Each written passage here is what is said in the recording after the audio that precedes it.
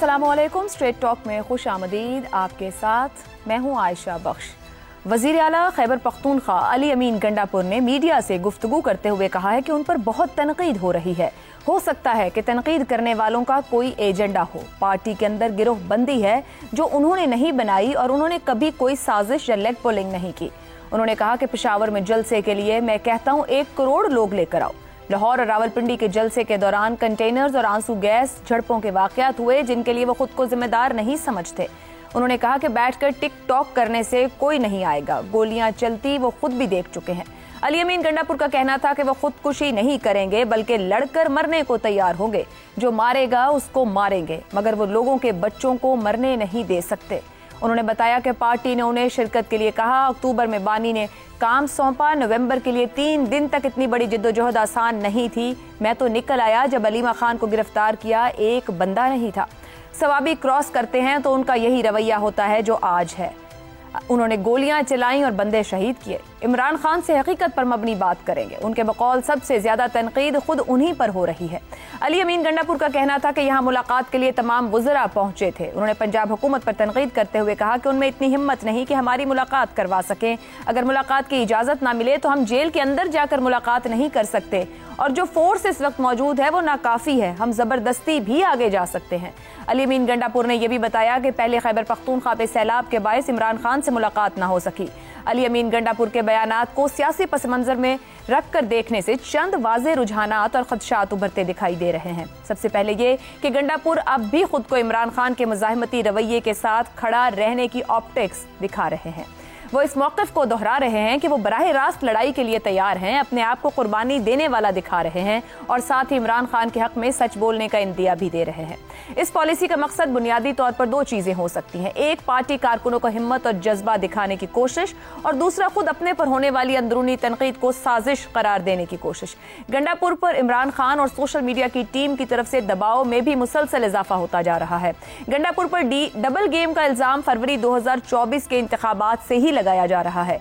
गंडापुर के दावे बाज अफराद उनके खिलाफ प्रोपेगेंडा कर रहे हैं, उसी पस मंजर का हिस्सा हैं।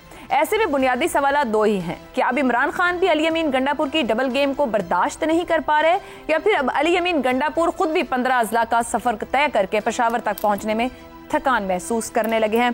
दरअसल अली अमीन गंडापुर का मामला है क्या और वो कब तक इस मामले को इसी तरह हैंडल कर पाएंगे, इसी पर गुफ्तगू रखेंगे। हमारे साथ हैं हसन निसार, शहजाद चौधरी, रजा रूमी और जैगम खान। प्रोग्राम का सवाल आप सभी के लिए। अली अमीन गंडापुर को साजिशी और डबल गेम खेलने वाला साबित करने की मुहिम में तेजी, बानी पीटीआई का दबाव या कारकुनों का गुस्सा। हसन निसार साहब, क्या इमरान खान अब भी अली अमीन गंडापुर पर भरपूर एतमाद कर रहे हैं? एतमाद मुतजलजल हो चुका है, गंडापुर थक चुके हैं। जिस तरीके के इल्जाम सोशल मीडिया पर खुद गंडापुर पर भरपूर तौर अब लगाए जा रहे हैं। देखें आयशा, जिंदगी के चंद बुनियादी उसूल हैं, गैर सियासी लेकिन बुनियादी उसूल हैं। आग के बगैर कहते हैं धुआं नहीं उठता, नंबर 1। नंबर 2, ज़बान खल्क को नकाराए खुदा समझो, ये हकीकत है। कोई पॉपुलर है तो वो हरफे आखिर है, फिर सही गलत ये सेकेंडरी है। तीसरी और असली बात कि अगर अली अमीन गंडापुर ना साजिशी है ना डबल गेम खेलने वाला है और इमेज उसका बन गया है साजिशी और डबल गेम खिलाड़ी का, तो उसका नाहल तरीन और नालायक तरीन होना शक व शुबे से बालातर है। सियासतदान की एक डेफिनेशन है कि वो क्या फाख्ता फूख्ता जो भी होती है उसके नीचे से उसके अंडे निकाल ले तो उसको पता नहीं चलता। ये ना साजिशी है ना डबल गेम कर रहा है, शुरत ये कमाली है। तो that is more than enough कि वो इस काम के लिए सूट नहीं करता। मैं इसमें नहीं जाता कर रहा है नहीं कर रहा है, काफी है। बैठे बिठाए मेरे पे जो इल्जाम लगता है मैंने कमाया होता है, एवं ही मुझे घर बैठे बिठाए वो कातिल करार दे, ये नहीं होता, बिल्कुल नहीं होता। और इससे बड़ी जहालत मुमकिन है कि इतना खौफनाक, मतलब साजिशी होना, डबल गेम, ये मकरू तरीन इल्जामात वो लग जाए और आप हो ही ना। سبحان اللہ بھی مگر وہ سوشل میڈیا کو ان گائیڈڈ میزائل بھی کہہ رہے ہیں. وہ خود تو کہہ رہے ہیں میں نے پچھلے نومبر میں 3 دن جس طرح لڑا میں اس سے آگے بھی جا سکتا تھا اور مجھے جو جو کہا گیا وہ میں نے کر کے دکھایا ہے. بات سنیں سوشل میڈیا کے بارے میں یہ احمق آدمی اس طرح کی بات کرتا ہے. یہ یاد رکھنا سوشل میڈیا اس دنیا کا سب سے آخری خطرناک ترین نشہ ہے. اس کے لیے اگر آپ اس کے مقابل کچھ نہیں دے سکتے, روکنے شوکنے اور بولنے سے کچھ نہیں ہوتا. It's a reality. یہ اتنا خوفناک نشہ ہے, اس کو انٹرپریٹ ہی نہیں کرنا آ رہا ہے ان لوگوں کو. بولتے رہو تم, زبان خلق کو نکارا ہے خدا سمجھو, یہ اسی کا پلیٹ فارم ہے نا. ختم. بہرحال that is my opinion, be wrong. Okay جی. زیغم صاحب, گنڈا پور صاحب کہہ رہے ہیں کہ خودکشی نہیں کروں گا, لڑ کر مروں گا, اور ان پر تنقید بھرپور ہو رہی ہے اور کئی طرح کے الزامات ہیں, کئی طرح کی باتیں, اور بہت کچھ جماعت کے اندر سے بھی سامنے آ رہا ہے. کیا عمران خان کوئی پیغام دے رہے ہیں, گنڈا پور صاحب یہ پیغام دے رہے ہیں, یا کسی اور کو یہ پیغام دے رہے ہیں؟ دیکھیے گنڈا پور صاحب جو ہیں نہ وہ خودکشی کریں گے اور وہ نہ لڑ کر مریں گے. 1985 میں نواز شریف صاحب پہلی بار وزیر اعلیٰ بنے ضیاء الحق کے دور میں, اور ان کے خلاف عدم اعتماد کی تحریک کی تیاریاں شروع ہوئی. اس وقت نواز شریف صاحب لاہور تشریف لائے تو انہوں نے فرمایا, ضیاء الحق تشریف لائے, ضیاء الحق اسلام آباد سے لاہور تشریف لائے, ان سے پوچھا گیا تو انہوں نے فرمایا کہ نواز شریف کا قلعہ مضبوط ہے, تو علی امین صاحب کا قلعہ مضبوط ہے, is not going any where. دیکھیے مسئلہ کیا ہے, مسئلہ ایک تو یہ ہے کہ پی ٹی آئی کے اندر ایک طوائف الملوکی ہے اس وقت, جس کو سب پی ٹی آئی کے لیڈر بھی تسلیم کر رہے ہیں کہ اندر ایک جھگڑا چل رہا ہے, دنگا فساد چل رہا ہے, اور اس کا ایک نشانہ گنڈا پور صاحب ہے مسلسل, اور مختلف لابیز ان کو اٹیک کر رہی ہیں کیونکہ وہ جس طرح کی پار میں ہیں, جس طرح کی وہ پرامیننس, شہرت, ایک حیثیت انجوائے کرتے ہیں.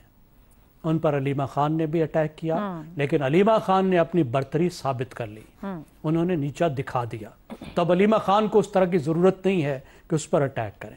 دوسرا یوٹیوبرز کی لابی ہے, خاص طور پر وہ جو باہر بیٹھے ہوئے ہیں اور وہاں سے بیٹھ کر وہ یہاں انقلاب برپا کرنا چاہتے ہیں, اور خاص طور پر وہ علی امین گنڈا پور سے یہ توقع کرتے ہیں کہ وہ انقلاب کو برپا کریں گے.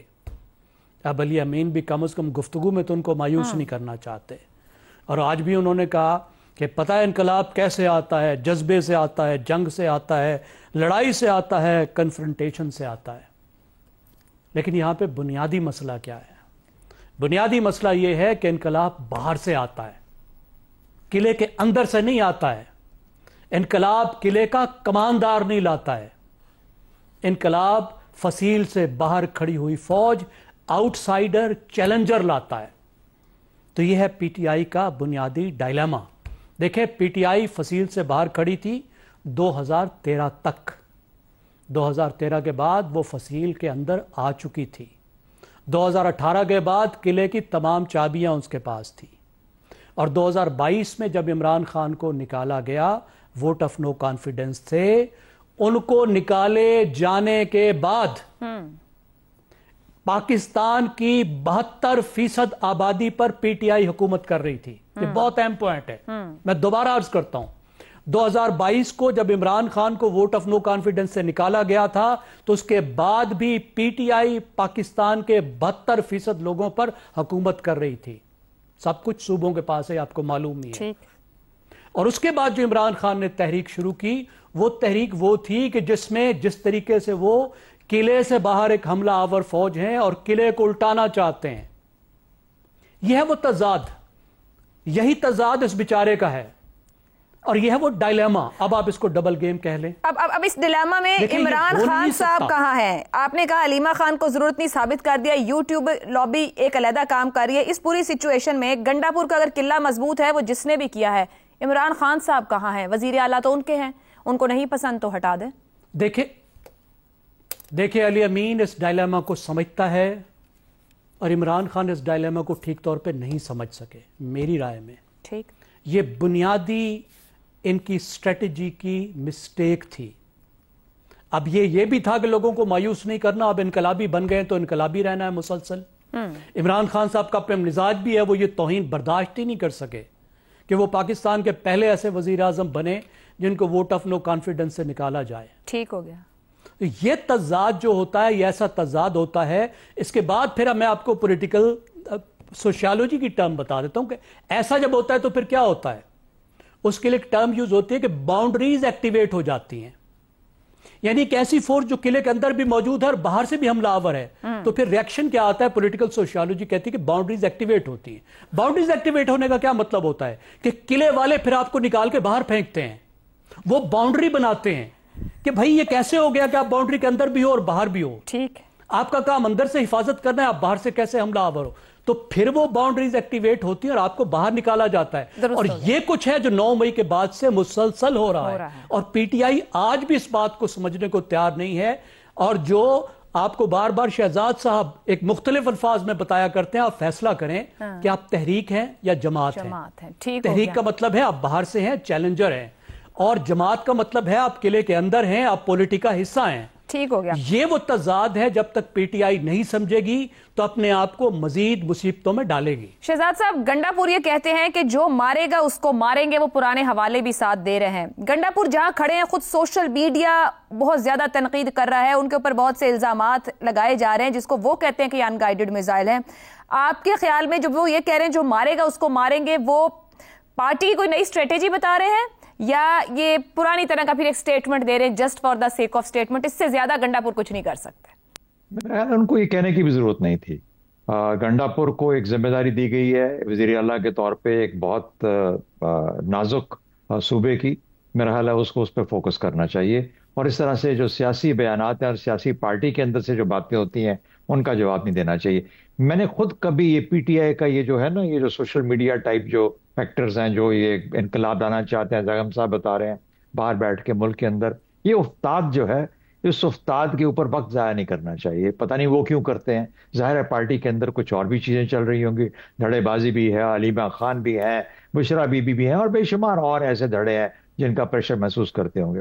لیکن بات ان کی نہیں ہے. بات میرا خیال ہے امتحان عمران خان کا اپنا ہے. عمران خان کی اپنی ایکسیس مفقود اور محدود ہے. اس کے پاس جو پیغام جاتا ہے یا جو لے کے جاتا ہے وہ کتنا کرپٹڈ ہے یا وہ پیغام کتنا کرپٹڈ ہے، عمران خان کا جواب بھی اتنا ہی کرپٹڈ اور اتنا ہی لیس کریڈیبل ہوگا. اگر یہ کوئی افتاد تباہ کے مطابق اپنا کوئی لیڈر سمجھتا ہے کہ مجھ تک جو پیغام آ رہا ہے یہ کرپٹڈ لگتا ہے، یہ ٹھیک نہیں لگتا، یا یہ کہ میرے پاس مکمل انفارمیشن نہیں ہے، تو وہ اپنا فیصلہ مؤخر کر دیتا ہے. وہ اتنے کڑے فیصلے اور اتنے سخت فیصلے نہیں کرتا کہ صوبے کی صوبے داری سے ہٹا دیا جائے، کسی اور کو دے دیا جائے. آپ جیل میں بیٹھ کے یہ باتیں نہیں کر سکتے. یہ اپنی افتاد تباہ اور اپنی سمجھ کی بات ہوتی ہے. عمران خان کو تمام ایسے فیصلے مؤخر کر دینے چاہیے، کبھی ایسی بات نہیں کرنی چاہیے. دوسری بات، اس میں یہی بہت بڑی جو کامیابی عمران خان کی وہی ہے کہ اس طرح کی لمیٹڈ ایکسیس کے ساتھ، لمیٹڈ ماحول کے اندر اگر اس کی پارٹی کسی بھی شکل کے اندر لڑتی بھڑتی، آپس میں جھگڑتی، اکٹھی شکل میں ایک رہتی ہے، پی ٹی آئی کے جھنڈے تلے رہتی ہے، اور اس کی سیاست کا نام رہتا ہے زندہ جب تک کہ وہ باہر نہیں نکل پاتا اور خود سے لیڈ نہیں کر پاتا، تو اس وقت تک اس کی وہ بہت بڑی کامیابی ہوگی ان مشکل حالات کے اندر. صوبے کا جہاں تک نظام ہے، صوبے کا نظام ایک صوبائی وزیر اعلیٰ کی ذمہ داری میں آتا ہے. اگر آپ نے گنڈا پور کو جج کرنا ہے تو اسی گورننس پہ کریں، اس کی پارٹی کو ساتھ رکھنے کی اہلیت پہ کریں، اس کو اس چیز کے باوجود کریں کہ اتنی مشکلات اور اتنے جو دھڑے ہیں. عاطف خان نے کیا بولا تھا جب اچکزئی صاحب کو لیڈر آف اپوزیشن، کہ یہ کیا ہوا لیڈر آف دی اپوزیشن؟ تو پی ٹی آئی کا ہونا چاہیے تھا، جہاں اس قسم کے آپس میں آپ کے ہاں کوئی، اور یہ عمران خان کا فیصلہ تھا. مگر گنڈا پور صاحب تو تسلیم کر رہے ہیں کہ جماعت تقسیم کا شکار ہے. جی ایگزیکٹلی. تو اس لیے اس کا یہ سبق، اس کا یہ کہنا کہ مطلب یہ کیا کافی نہیں کہ ہم پی ٹی آئی کے طور پہ آج بھی ایک صوبے کی وزارت اعلیٰ لے کے چل رہے ہیں، ایک صوبے کے اندر پی ٹی آئی کی حیثیت ہے، اس کو تسلیم کیا جاتا ہے. پی ٹی آئی کی اصل میں پی ٹی آئی تو ختم ہو چکی ہوتی ہے اگر اس کے پاس یہ صوبہ خیبر پختونخوا کا نہ ہوتا، بالکل میرے خیال میں بکھر چکی ہوتی. چونکہ وہ ایک صوبہ موجود ہے تو P T I Khyber Pakhtunkhwa میں بھی موجود ہے، اور اس کے لیے شکر مند ہونا چاہیے عمران خان کو، اپنی اس پارٹی کا تمام لوگوں کا جو کہ کے پی کے پی ٹی آئی کے لوگ ہیں جنہوں نے پارٹی کو وہاں پہ زندہ رکھا ہوا، کیونکہ ادروائز اس کی سیاست اتنے 3-4 سال میں بکھر چکی ہوتی مکمل طور پہ. تو لمیٹڈ اور مفقود اور محدود سوچ کے ساتھ اتنے بڑے فیصلے نہیں کیے جاتے. اپنی افتاد تباہ کا امتحان ہوتا ہے اور خیال کرنا چاہیے. آپ باہر نکلیے، मुकम्मल अहाता कीजिए, जब आप आएंगे उसके बाद फैसला कीजिए कि कौन इस काबिल था जिसने आपको डबल गेम खेली या किसने कोई गलत किया। ये तमाम के तमाम लोग बाकी प्रिटेंडर्स हैं, ये प्रिटेंडर्स की बुनियाद पे अपने फैसले नहीं किए जाते। तो मेरा ख्याल है कि हमें इसको अगर हम हमारी तरफ से कोई एडवाइस जा सकती है, पीटीआई का अपना एक रोल है। हाँ, जो उसको खत्म करना चाहते हैं लोग वो शायद इससे खुश होंगे कि तकसीम होगी, इसको भी कंट्रोवर्शियल कर दो, उसको भी कंट्रोवर्शियल कर दो। लेकिन अगर पाकिस्तानी सियासत के तौर पे देखा जाए तो मेरा ख्याल है पीटीआई का जो हैसियत है, जो एंटिटी है, इसको अगर इसने को कायम रहना है तो इसके लिए बहुत सोच और समझ के साथ चलना पड़ेगा। ये नहीं कि आप बैठे वहां पे एक दिन कुछ बयान दे दें, किसी दिन कुछ और उस सोच समझ पे साहब ने कमेंट कर दिया कि वो समझ नहीं पा रहे, कंफ्यूजन में है। रजा रूमी साहब, गंडापुर साहब आज जब आए, मिलने तो आए थे खान साहब से, वो तो मुलाकात ना हो सकी और काफी उनको सुनाई गई, जिसके बाद पहुंचे उन्होंने एक जुमला दिया कि वो लोगों के बच्चों को मरने नहीं दे सकते। अब आप ये फरमाइएगा कि इमरान खान गंडापुर से तंग है, गंडापुर 15 अजला के सफर करने से थक चुके हैं, वो जो मैसेज दे रहे हैं आज की स्टेटमेंट्स में बैठ के, आपको लगता है गंडापुर का चैप्टर कंटिन्यू करेगा या क्लोजिंग की तरफ है? आशा, देखिए, जिस दिन इमरान खान साहब को मौका मिलेगा वो गंडापुर साहब को फारिग कर देंगे। अब तो हालात इस नहज पे आ गए हैं और मसला ये है कि गंडापुर साहब अब इमरान खान की सपोर्ट से तो बने थे, अपनी पार्टी की सपोर्ट से, लेकिन अब उनका एक और मरकज भी जो है वो सपोर्ट का सिस्टम के अंदर है, जो कि बड़ा वाज़ेह है। आप उनके इक़दामात देख लीजिए, पिछले कई महीनों से बजट का जो उन्होंने जिक्र भी किया, केपी का बजट चाहते थे इमरान खान के वो उनकी मर्जी और मंशा से पास हो ताकि उसको एक लेवरेज के तौर पर इस्तेमाल करें, वो भी नहीं माना गंडापुर साहब ने। उन्होंने बजट पास करवा दिया। फिर इसी तरह मादनियात का जो बिल है, जिसके ऊपर बड़ी लड़ाई झगड़ा और बहुत ही बयानात और सोशल मीडिया पे तो क्या तूफान आया, वो भी पास हो गया। देखिए ना, उन चीजों पे गौर करना चाहिए जो कि दरअसल हुई हैं। बाकी तो ये सारी कहानियां हैं और फसाने हैं और बयानात हैं। इमरान खान साहब की ये जो अपनी पॉलिसी जो है उसके अंदर क्लैरिटी नहीं है। एक जानिब वो चाहते हैं कि उनकी इस्टेब्लिशमेंट से बात हो और हर दूसरे दिन या जब उनको मौका मिलता है वो उनके ऊपर चढ़ाई करते हैं। ना सिर्फ चढ़ाई करते हैं बल्कि यहाँ तक जो कि कौमी मफादात हैं उनके ऊपर भी वो ये कहते हैं कि उनको भी एक बार्गेनिंग जो है वो चिप समझा जाए। मसलन ये कि अगर वहाँ खैबर पख्तूनख्वा में तहरीक तालिबान पाकिस्तान के खिलाफ ऑपरेशन होना है, या पाकिस्तान ने IMF का प्रोग्राम लेना है, या हिंदुस्तान के साथ जंग है, या और बड़े बड़े मामला जो कि हर पाकिस्तानी को, सिर्फ PTI को अफेक्ट नहीं करते, वहाँ पर भी वो समझते हैं कि आओ इसके ऊपर भी कुछ लेन देन होगा तो मैं मानूंगा।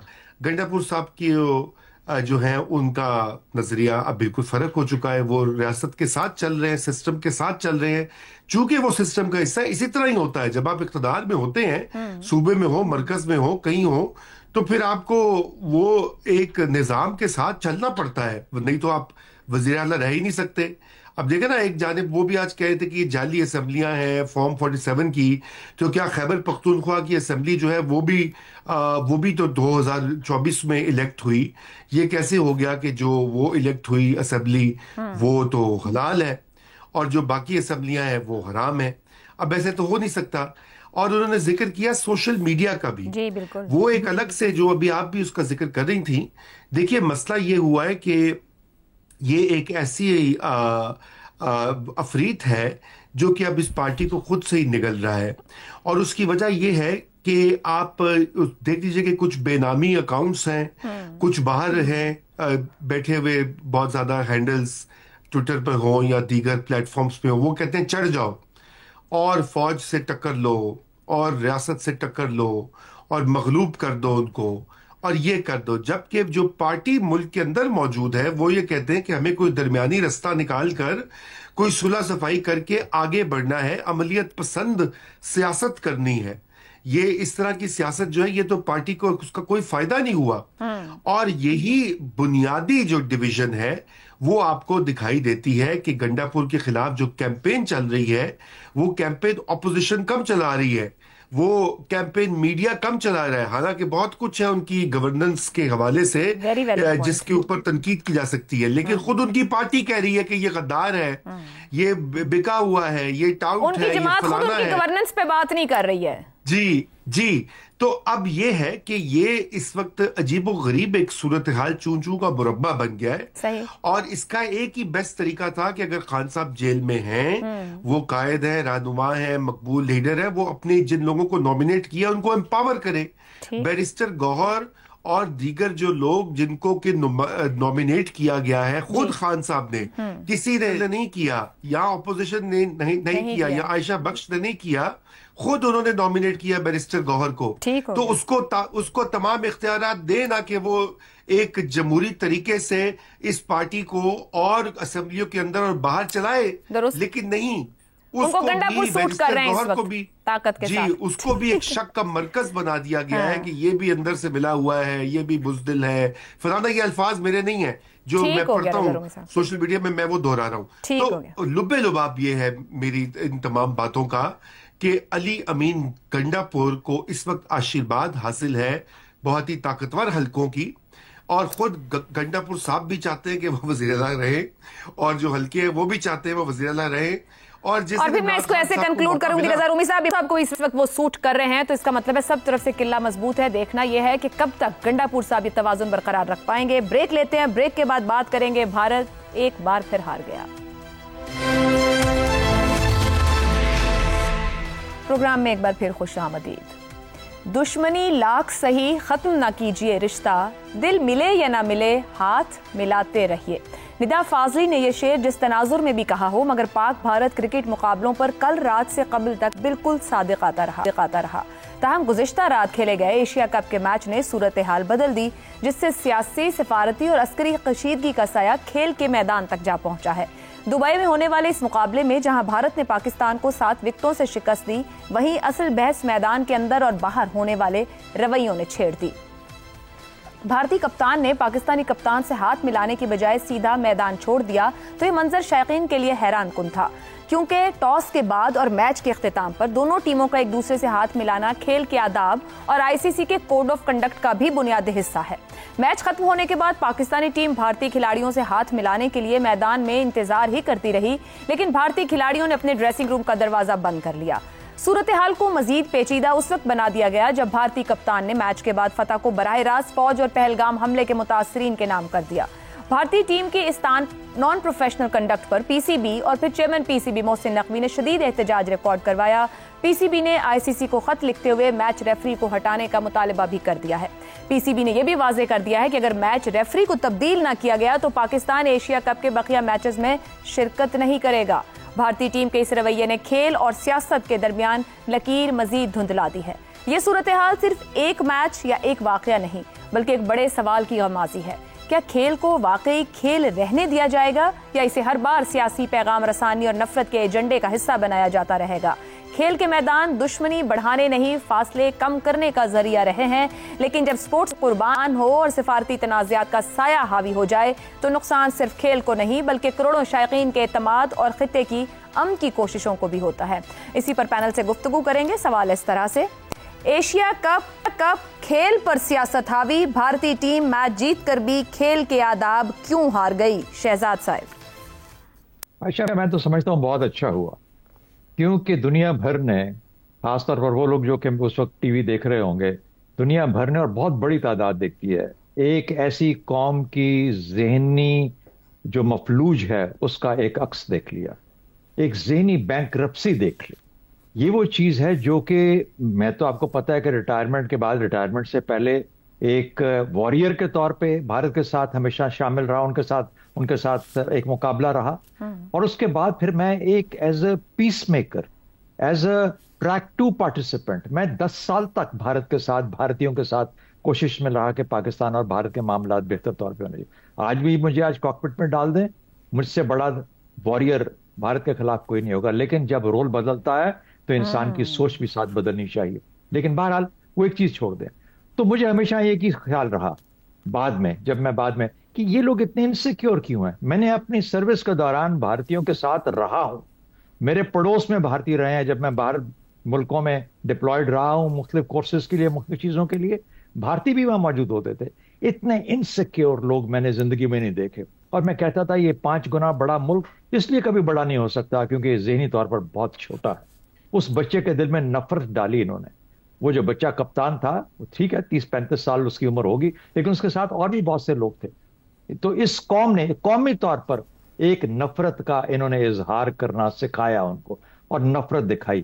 اس کے جو کلمات تھے اس سے وہ بھی بہت چھوٹا نظر آیا بولنے والا، اور اس کا ملک بھی بہت چھوٹا نظر آیا. ہم وہ لوگ ہیں جو جنگ میں بھی کھیلتے ہیں. یہ کردار کا اصل میں تعلق ہوتا ہے اس سے، جنگ اور کھیل کا. آپ جب جنگ کرتے ہیں تو اس کے اندر بھی دشمنی نہیں کرتے، آپ نفرت نہیں کرتے. دشمنی کرتے ہیں، نفرت نہیں کرتے. جب آپ کھیلتے ہیں، یہ کھیل میں بھی نفرت سکھاتے ہیں. تو نفرت کی لیول تک کبھی معاملہ نہیں جانا چاہیے. یہ نفرت سکھا رہے ہیں، نفرت انہوں نے ڈال دی ہے ان کے دماغوں میں. اس لیے یہ قوم چاہے 4 ٹریلین کی اکانومی بھی لے کے کھڑی ہو جائے، یہ قوم کبھی بڑی قوم نہیں بن سکتی، کیونکہ یہ قوم کبھی تھی ہی نہیں. یہ ایک اسمبلی ہے اوور دا سینچریز، جو کہ لوگوں کو ملا کے شکر کریں برطانویوں کا، جنہوں نے ان کو ایک ملک بنا کے دے دیا. ورنہ یہ تو آج تک ایک ملک بھی نہیں تھے جس کو کہ یہ اتنی بڑی ایک ایروگنس اور اس قسم کی جو انسیکیورٹی لے کے چلتے. درست. رضا صاحب، میچ ریفری پاکستانی کپتان کو ہاتھ ملانے سے روکتے ہیں، میڈیا کو کوریج سے منع کیا جاتا ہے، اور بعد میں پتہ لگتا ہے کہ اس کے اندر بھارتی کرکٹ بورڈ اور حکومت بھی پیچھے ہے. یہ فیصلے پھر بھارتی کرکٹ بورڈ اور حکومت کر رہی ہے، آئی سی سی اے سی سی کہیں نہیں ہے؟ جی بالکل ایسی بات ہے. اور اس کے اوپر تو یہ بھی لوگ کہہ رہے ہیں کہ کیا یہ کرکٹ کے قواعد و ضوابط جو ہے اس میں ایسا کرنا درست ہے. اور کیونکہ جہاں تک میں بھی اس کو دیکھ رہا تھا تو وہ بالکل یہ خلاف ورزی بھی ہے. لیکن اس کو چھوڑ دیجئے، ظاہری بات ہے جو کچھ انہوں نے کیا وہ اپنی حکومت کی ایما پہ کیا، اور جو بھارت میں ایک پبلک اوپینین بنا رکھا ہے انہوں نے پاکستان کے بارے میں، خصوصاً حالیہ مہینوں میں اپنی ہزیمت کو چھپانے کے لیے وہ مزید جو ہے ایگریسو ٹیکٹکس اپنا رہے ہیں عائشہ. اور لیکن یہ تو کھلاڑیوں کو بھی سوچنا چاہیے، کیونکہ دیکھیں اگر آپ ماضی میں دیکھیں، تاریخ میں دیکھیں، تو جب امریکہ اور روس کی کولڈ وار عروج پر بھی تھی تو اس وقت بھی وہ آپس میں سپورٹس جو ہے وہ رکتے نہیں تھے. وہ یہ نہیں کرتے تھے کہ وہ ہاتھ ملانے سے انکار کر دیں گے یا وہ ٹورنامنٹس میں شرکت سے جو ہے وہ انکاری ہو جائیں گے. لیکن یہ تو بالکل ہی پست قسم کا رویہ ہے. اور کچھ حلقے ہیں ہندوستان میں جو تالیاں بجائیں گے اس کے اوپر، کہیں گے واہ واہ بہت اچھا کیا. لیکن کچھ معقول لوگ وہاں بھی اس بات پر شاکڈ ہیں کہ اس حد تک ہندوستان اور اس کی جو نیشنلزم ہے وہ کھیل پر حاوی ہو جائے گی. کھیل کو کھیل ہی رہنے دینا چاہیے، کھیل کو کھیل ہی رہنا دینا چاہیے. درست. بریک کے بعد حسن صاحب اور زیغم صاحب کی رائے آپ کے سامنے رکھیں. پروگرام کے آخری حصے میں ایک بار پھر خوش آمدید. حسن صاحب، ماضی میں بھی پاکستان اور بھارت میں کشیدگی رہی اور بہت آگے تک بھی بڑھتی رہی، مگر کھلاڑی کھیل کے میدان میں ہاتھ بھی ملاتے رہے، ایک دوسرے کے ساتھ بات بھی کرتے رہے، کھانے بھی کھاتے رہے. مگر اب کی بار کیا ایسا بدل گیا کہ ہاتھ ملانے سے، کوڈ آف کنڈکٹ فالو کرنے سے بھی چلے گئے؟ نہیں، جب زوال کا ایک مطلب ہوتا ہے نا. بہرحال سب سے پہلے تو میں آپ سے اور اپنے تینوں دوستوں سے گزارش کرتا ہوں. ایک انڈین ہے، ہندو ہے، ینگسٹر ہے، خوبصورت لڑکا ہے، بہت ذہین ہے. اس کا نام میں اسپیلنگ بھی بول دوں گا، دھارو راٹھے، جو مجھے سمجھ آیا ہے. I can not pronounce it. Dhruv Rathee, DHARAVERATHEE.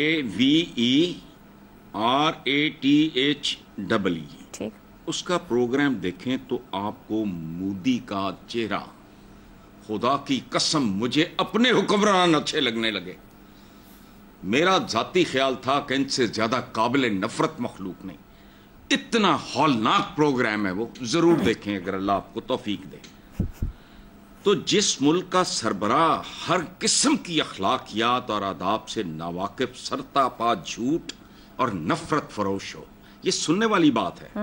اچھا، اور ساتھ ساتھ اپنی پروجیکشن پاگلوں کی طرح کرتا ہو، ہمارے بھی کم نہیں، لیکن وہ اپنے بت بنواتا ہے، خود کو اوتار اور بھگوان اپنے نام پہ مندر. یار آئی ایم شاکڈ.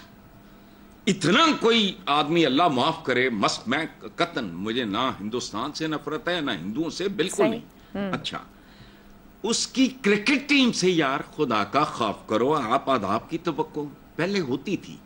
زوال آتا ہے نا جب معاشرے پہ اس طرح کا مکرو प्रोग्राम देखना तो मेरे सवाल की आपको जवाब की समझ ठीक हो आएगी, गया। आपके पल्ले पड़ना ही नहीं। दुरुस्त हो वो गया। प्रोग्राम देखना, इनसे ऐसी तवक्को गुनाह से कम नहीं है, गुनाह ना सही जुर्म है। सही है। ज़ैगम साहब इमरान देखो जी। नहीं, हाँ। ये अक्स होते हैं अवाम, ठीक है, मतलब ये हमारे उनके लोग ही हुकूक उनके का बारे में बता रहे हैं। अवाम, बिल्कुल, ठीक। और बहुत ब्रिलियंट, पढ़ा लिखा, दुरुस्त। वेरी वेल एजुकेटेड एंड फलाना जो भी आप लगा लो, दुरुस्त बहुत हो गया। खूबसूरत, ठीक। मुझे बहुत अच्छा लगता है, मैं पढ़ के हैरान रह गया सुन के जी ठीक है। प्रोग्राम। ज़ैगम साहब, पाकिस्तान ने एहतजाज भी किया है, चेयरमैन पीसीबी की तरफ से भी, पीसीबी ने भी लिख छोड़ा है कि एक तो रेफरी को हटाया जाए, ना हटाया गया तो हम एशिया कप के मजीद मैचेस नहीं खेलेंगे। एक तो ये भी फरमा दीजिएगा उस सवाल मेन के साथ कि ये क्या ये मौक़िफ़ भी दुरुस्त है? जी, पाकिस्तान का मौक़िफ़ बिल्कुल दुरुस्त है, इतना मौक़िफ़ तो हमें उठाना चाहिए, लेकिन हमें तैयार रहना चाहिए। आज का भारत ऐसा ही है। और एक सवाल ये उठा कि इनमें इनसिक्योरिटी क्यों है। देखिए, भारत ने 78 साल में अपने अंदर इनसिक्योरिटी पैदा की है। आपको बज़ाहिर भारतीय नजर आता है कि उसमें एरोगेंस आ गई है, लेकिन एरोगेंस नहीं आई। नफ्सियात दान भी हमें बताते हैं कि एरोगेंस के पीछे जो होता है वो एहसास कमतरी होता है। एक शदीद एहसास कमतरी भारत में पैदा किया गया है। भारतीयों को बताया गया है कि तुम 1000 साल तक गुलाम थे, जो बिल्कुल गलत बात है, क्योंकि भारत की जो मुस्लिम सल्तनतें थी वो बर्रे सगीर का हिस्सा थी, बर्रे सगीर की मुस्लिम सल्तनतें थी, और वो एक्सक्लूसिवली मुस्लिम नहीं थी।